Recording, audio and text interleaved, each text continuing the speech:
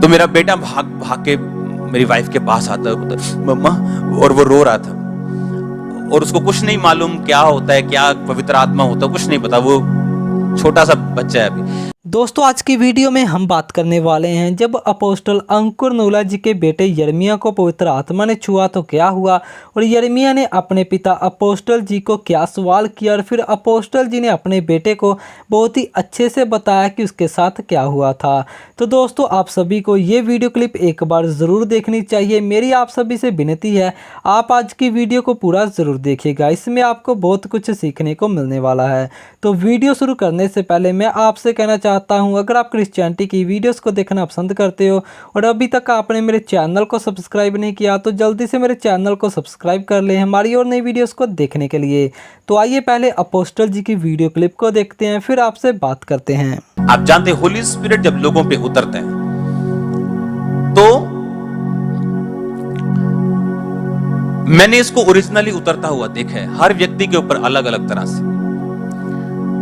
और मैंने देखा वो लोग जो परमेश्वर के प्यासे हैं, वो लोग जो जिन्होंने अपना जीवन परमेश्वर को दे दिया, जो आज टीवी के सामने इसलिए नहीं बैठे कि परमेश्वर उनको छुए और परमेश्वर उनको टच करे, क्योंकि उनको हीलिंग चाहिए, उनको डिलीवरेंस चाहिए। ठीक है, परमेश्वर हीलिंग और डिलीवरेंस अभी भी दे रहे राइट नाउ, लेकिन ऐसे लोग भी होते हैं जो बिना किसी रीजन के परमेश्वर के सामने बैठे हैं, चैलेंजेस के साथ भी, अपने दुखों के साथ भी परमेश्वर के सामने बैठे। कुछ दिन पहले मैं अपने रूम में था और मेरी वाइफ भागी भागी मेरे पास है और बोला कि जो हमारा सन है, जो यिर्मयाह है, क्योंकि हमारे घर में हम रोज प्रार्थना करते हैं, जब हम प्रार्थना करते हैं तो जैसे लोगों की आदत होती है, जैसे हर घर में परमेश्वर अलग तरह से जैसे लोगों की अगुवाई करता है प्रार्थना करने में। कोई ऊंची आवाज में प्रार्थना करता है, कोई रो रो के प्रार्थना करता है, कोई किसी तरह से प्रार्थना, कोई साइलेंट करके करता है, कोई गीतों से करता है। हमारे घर में जब प्रार्थना होती है तो हम प्रार्थना जो करते हैं वो फायर प्रेयर से करते हैं। तो मेरे घर में ऐसा नहीं है कि हम जैसे रो के प्रार्थना करें, या जैसे होली स्पिरिट हमारी अगुवाई करता है वैसे प्रार्थना करते हैं। तो मेरा बेटा भाग भाग के मेरी वाइफ के पास आता है, मम्मा, और वो रो रहा था और उसको कुछ नहीं मालूम क्या होता है, क्या पवित्र आत्मा होता है, कुछ नहीं पता। वो छोटा सा बच्चा है अभी। उसने कहा मम्मा आज मेरा दिल कर रहा है मैं प्रार्थना ना करूं। उन्होंने क्या हुआ, आज तू रो क्यों रहा है, तू प्रार्थना? कहता पता नहीं मुझे ना रोना आई जा रहा है, जब मैं टीवी के सामने बैठ रहा हूं तो मुझे पता नहीं क्या हो रहा है। वो कभी नहीं रोता, वो अपने बच्चों को रोता हुआ नहीं देखता महीनों, वो रोते नहीं कभी भी। मतलब कोई ज्यादा खेल में कुछ कर दे तो, नहीं तो वो रोते नहीं, क्योंकि हर एक चीज उनको सिस्टमेटिकली उनका किया हुआ है। तो उनका रोना मतलब कि वाकई कोई चीज है आज जो हो रहा है। क्या हुआ, कहता मुझे पता नहीं क्यों मैं टीवी के सामने फायर प्रेयर जब कर रहा हूं तो मुझे रोना आ रहा है। तो हमने उसे समझाया, क्योंकि उसने हमें कभी रोते हुए प्रार्थना करते नहीं देखा था, जैसे आंसुओं के साथ नहीं देखा था। अगर अंधेरा हो तो आंसू आ भी जाए तो उनको दिखता नहीं था कि आंसुओं के साथ कोई प्रार्थना कर रहा है या उनकी मदर प्रार्थना कर रही है आंसुओं के साथ। तो उनको समझाया, बेटा ये होली स्पिरिट है जो तुझे आज मिला है, क्योंकि मेरी बेटी के पास पवित्र आत्मा है, वो गैर भाषा बोलती। तो उसको समझाया कि नहीं, ये होली स्पिरिट आज तुझको पवित्र आत्मा ने छुआ। तो मैं आपको बताता हूँ पवित्र आत्मा ओरिजिनल है। जब ये उतरता है तो कईयों को पता भी नहीं होता कि क्या हो रहा है मेरे साथ, आज ऐसा क्यों हो रहा है, आज मेरे आंसू क्यों निकल रहे हैं, आज मुझे रोना क्यों आ रहा है, या आज मुझे अजीब सा क्यों महसूस हो रहा है, आज क्या हो रहा है। और उस पे पवित्र आत्मा उतरा और उसका स्वभाव भी चेंज हुआ और उसकी लाइफ में और भी चेंजेस हुए, हमने जो नोटिस किए उसकी लाइफ में। आज सेम होली स्पिरिट में देख रहा हूं आपकी लाइफ के ऊपर आते हुए। लोग बोलते हैं कि मैं परमेश्वर की बुलाहट को कैसे समझूं, मैं कैसे समझूं परमेश्वर मेरी जिंदगी में क्या चाहता है और मैं उसे पूरा कैसे करूं। याद रखो आपका युद्ध शैतान के साथ है। मत्ती 9 उस आयत को पढ़ेंगे आपकी स्क्रीन के ऊपर। जब वो बाहर जा रहे थे तो लोग एक गूंगे को जिसमें दुष्ट आत्मा थी उसके पास लाए, और जब दुष्ट आत्मा निकाल दी गई तो गूंगा बोलने लगा, और इस पर भीड़ ने अचंभा करके कहा इज़राइल में ऐसा कभी नहीं देखा गया। ओके, 2-2 आयत करके अब तुम देना, ठीक है, नेक्स्ट टाइम से, मतलब जब भी तुम तैयार हो। बाइबल कहती है 32 आयत में कि जब गूंगे को उसके पास लाए, तो 33 आयत में लिखा जब दुष्ट आत्मा निकाल दी गई तो गूंगा बोलने लगा। मैं एक कंप्यूटर इंजीनियर हूं। अगर यह वचन आप मुझको 2003 में देते, जब मैं अपनी इंजीनियरिंग करके वापस आया, तो मैं बोलता कि तुम एक अविश्वासी हो, तुम एक अंधविश्वासी हो, तुम पढ़े लिखे लोग नहीं, तुम अनपढ़ लोग हो। लेकिन इन चीजों का एक्सपीरियंस करवाने के लिए परमेश्वर ने मुझे दुष्ट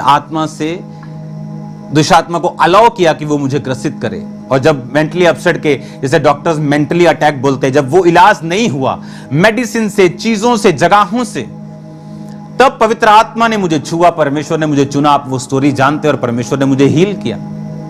ऐसे लोगों को मैं जानता हूं जिनमें दुष्ट आत्मा है, उनके बेबी नहीं हो रहे, जिनके दुष्ट आत्मा के कारण उनकी सिकनेस है, दुष्ट आत्मा के कारण उनकी लाइफ में ट्रबल्स हैं। और बाइबल कहती है जैसे दुष्ट आत्मा निकाल दिया गया, वो गूंगा बोलने लगा। मेडिकल भाषा में वो डीफ एंड डम्ब हो सकता है, मेडिकल भाषा में उसके पर्दे नहीं बने, मेडिकल भाषा में उसके पर्दे नहीं बने तो वो बोल नहीं सका। तो मेडिकल भाषा में आप जो मर्जी नाम ले लो, लेकिन बाइबल कहती परमेश्वर ने उसे छुआ और दुष्ट आत्मा निकला और वो बोलने लगा। और दुष्ट आत्मा जब निकला तो वो बोलने लगा। हालेलुया। अब किसके पास ग्रेस है? अब आपको यह बात समझनी है, कौन वो व्यक्ति हैं। बाइबल कहती दुष्ट आत्माओं को तुम निकालोगे। बाइबल कहती है जो विश्वास करने वाले होंगे उनमें निशान होंगे कि वो दुष्ट आत्माओं को निकालेंगे। जस्ट बिलीव करना है आपने कि मैं परमेश्वर तेरी संतान हूं, मैं तेरे लहू से मांगता हूं कि वो मेरे पापों को धोए। तू मेरा उद्धार करता है, तू मेरा परमेश्वर है। आज से मैं अपना जीवन तुझे देता हूं। That's it. बाइबल कहती है आप परमेश्वर की संतान बन जाते हैं। और जब आप परमेश्वर की संतान बन गए तो बाइबल कहती है दुष्ट आत्माओं के ऊपर आपको अधिकार है, आप उन्हें निकाल सकते हैं। जिस तरह मैं आपकी दुष्ट आत्माओं को निकाल रहा हूं, आप खुद भी यह काम कर सकते हैं। हालेलुया। यह आपको परमेश्वर ने अधिकार दिया। अब मैं ये चाहता हूं कि आज इस मीटिंग में मैं आपको वो समझा सकूं जिससे आप अपनी लाइफ के डेस्टिनी को, आप अपनी लाइफ की मंजिल को, बुलाहट को पूरा कर सके जो परमेश्वर ने आपके लिए ठहराई है। क्योंकि हम जानते हैं कि अगर कोई ऐसा बोले, एक लाइन में बताओ आपने ये घर कैसे बनाया, तो आप उसे नहीं बता सकते। कौन सा सीमेंट लगाया, कौन सा सरिया लगाया, कौन सा ठेकेदार किया, कौन सी दिक्कतें आई, कौन सी टाइल लगी, कौन सी सैनिटरी लगी, कौन सी सिस्टम लगे, कौन सा पेंट लगा, आप एक सेकंड में नहीं बता सकते।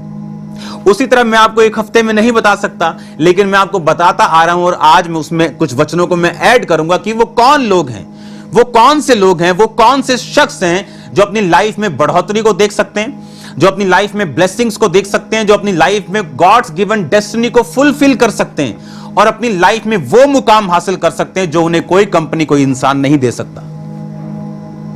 जो वचन मैं आपको दे रहा हूं यह आपको हील भी करेगा, यह आपको डिलीवर भी करेगा। जो वचन मैं आपको दे रहा हूं यह आपको बरकत भी देगा और यह सभी चीजों को आपकी लाइफ में मुहैया करेगा अगर आपने इस वर्ड को फॉलो किया। मैं चाहता हूं कि आप पहला शमूएल 9 उसकी 3 आयत को पढ़ें। शाऊल के पिता कीश की गदहियां खो गईं। तब कीश ने अपने पुत्र शाऊल से कहा, एक सेवक को साथ ले जा और गदहियों को ढूंढ ला। तब वह एप्रेम के पहाड़ी देश और शालीशा देश होते हुए गया और उन्हें ना पाया। फिर बिन्यामीन के देश में गए परंतु गदहियां ना मिली। अब और जब वे सूफ नामक देश में आए तब वे शाऊल ने अपने हाथ के सेवक से कहा, आ हम लौट चले, ऐसा ना हो मेरा पिता गदहियों की चिंता छोड़कर हमारी चिंता करने लगे। उसने कहा, सुन, इस नगर में ऐसा जन है जिसका बड़ा आदर मान होता है, जो कुछ वह कहता है वह बिना पूरा हुए नहीं रहता। आ हम उधर चले, संभव है कि वह हमको हमारा मार्ग बताए कि हम किधर जाएं। शाऊल ने अपने सेवक से कहा, सुन, यदि उस पुरुष के पास हम चले तो उसके लिए क्या लेके चले? देख, हमारी थैलियों में की रोटी चुक गई और भेंट के योग्य कोई वस्तु नहीं, जो हम परमेश्वर के उस जन को दे, हमारे पास क्या है?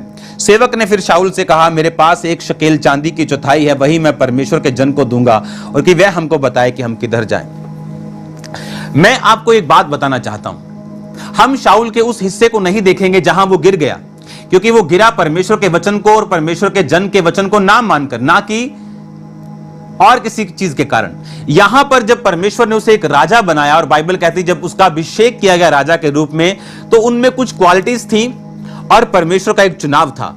हम उन सब विषयों को आज देखेंगे, किसके कारण शाऊल ब्लेस हुआ और परमेश्वर का प्लान क्या था। अब मैं ये चाहता हूं जब बाइबल कहती है कि जब शाऊल का जो पिता था, जो शाऊल का डैडी था, वो एक शक्तिशाली सूरमा था, बाइबल कहती है, और उसने अपने बेटे से कहा गधियां खो गई हैं और तू जाएगा और गधियों को ढूंढ के लेके आएगा। आप जानते हैं जिन घरों के अगुवाए शक्तिशाली हैं, आत्मा में स्ट्रांग है, उनके घराने उनके पकड़ में, उनके आज्ञाकारिता में है। मेक श्योर अगर आप फादर हैं, मदर हैं, आप खुद स्ट्रांग हो स्पिरिट में। अगर आप मजबूत नहीं तो आप अपने बच्चों को कमांड नहीं कर सकते। अगर करेंगे भी तो आधी अधूरी वो मानेंगे, आधी अधूरी छोड़ देंगे। आप आधे अधूरे सेटिस्फाइड होंगे, क्योंकि जो आप परमेश्वर की लाइफ को देंगे, परमेश्वर लोगों की जिंदगियों से वो आपको वापस करेंगे।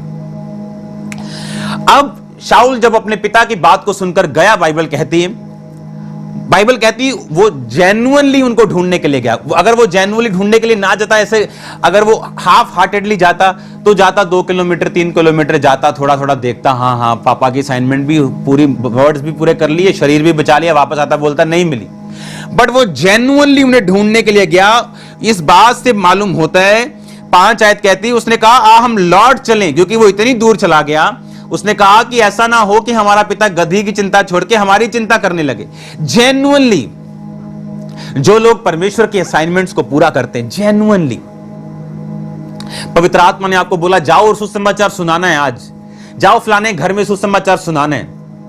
आपने फोन किया, अच्छा हेलो बहन जी, हाँ हमने आपके पास आना है, आपको कुछ बताना है यीशु मसीह के बारे में। अच्छा मैं तो घर पे नहीं हूं। अच्छा घर पे नहीं हूं, चलो ठीक, हाँ फिर मिल लेंगे, क्योंकि आप अपनी असाइनमेंट के लिए जेन्युइन नहीं। अगर आप जेन्युइन होते तो आप बोलते ओके आप कब आ रहे हैं वापस? 9 बजे रात को। ओके मैं 9 बजे आपसे मिलती हूं, आप आ जाओगे 9 बजे? हाँ आ जाऊंगी। अच्छा आप 9 बजे मत आओ। अच्छा मैं सुबह आती हूं 9 बजे। नहीं सुबह मुझे काम है, आप बताओ कब आऊं? मैं आऊंगी। वो जाएगा और असाइनमेंट को पूरा करेगा। यह है जेन्युइन विलिंगनेस से, अपनी इच्छा से, अपने शरीर को, अपने विल को, अपनी चीजों को कुर्बान करना परमेश्वर के लिए। जब तक संगमरमर का पात्र टूटा नहीं, बाइबल कहती उससे इत्र नहीं निकला। जब तक यीशु मसीह ने रोटियों को तोड़ा नहीं, बाइबल कहती वो बढ़ नहीं पाई। तो दोस्तों आपने वीडियो क्लिप में देखा, अपोस्टल जी ने बताया कि जब उनके बेटे यिर्मयाह को पवित्र आत्मा ने छुआ तो वह रोने लगा, और फिर अपोस्टल जी ने उसको बताया कि आपको पवित्र आत्मा ने छुआ था। बाकी दोस्तों आप वीडियो क्लिप में अपोस्टल जी की बातों को सुन चुके हो। दोस्तों जब आप प्रार्थना करने बैठते हो तो अपने बच्चों को भी अपने साथ प्रार्थना में बिठाएं, और जब आप चर्च जाते हो तो अपने बच्चों को भी अपने साथ चर्च लेकर आएँ, ताकि उनको भी प्रार्थना करनी आए, वे भी परमेश्वर के आगे प्रार्थना कर पाएँ और चर्च जाकर उनको परमेश्वर के वचनों की समझ आए, और साथ में उनको छोटी उम्र में ही चर्च की वैल्यू का पता हो कि हमें चर्च क्यों जाना चाहिए। दोस्तों आपको पता होना चाहिए, जब अपोस्टल अंकुर नूला जी अपनी फैमिली के साथ प्रार्थना करते हैं तो उनके बच्चे भी उनके साथ होते हैं, क्योंकि दोस्तों बच्चे अपने माता पिता से ही सीखते हैं।